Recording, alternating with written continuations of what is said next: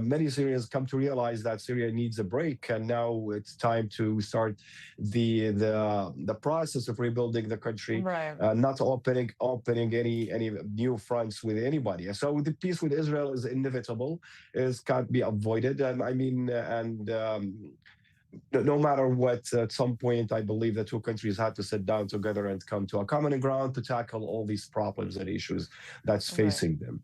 All right. Let's just talk quickly about the elephant in the room here. Even if these numbers are correct, with President Ahmed Sharaa in power, who was formerly linked to al-Qaeda, and his security forces, who we hear this all the time from minority groups in Syria, are largely made up of jihadists.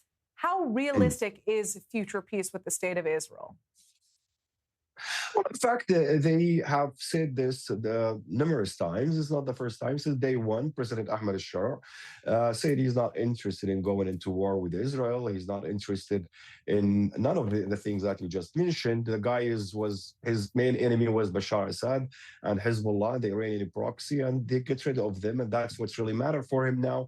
And what's the elephant in the room for Syria is to rebuild the country, is economy, pulling the country together, and you can't have a thriving economy without bringing stability back to Syria, and you can't have stability without having a strong economy. So you can't have both while you are going to open fronts with Israel or this with that. So I believe it's a somehow pragmatic position now the President Ahmed Sharaa has taken, that by just come to understanding with Israel, that's to tackle the issues and address the security concerns that Israel has and the concerns that Syria has.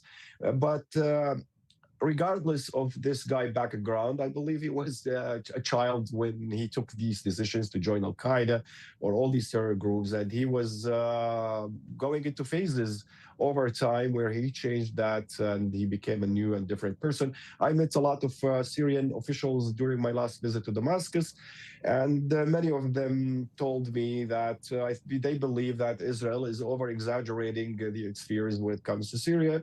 They're willing to sit down and talk, and they've been actually talking with the Israeli officials over the last year. And I believe that pretty soon we might witness some sort of agreement between both countries.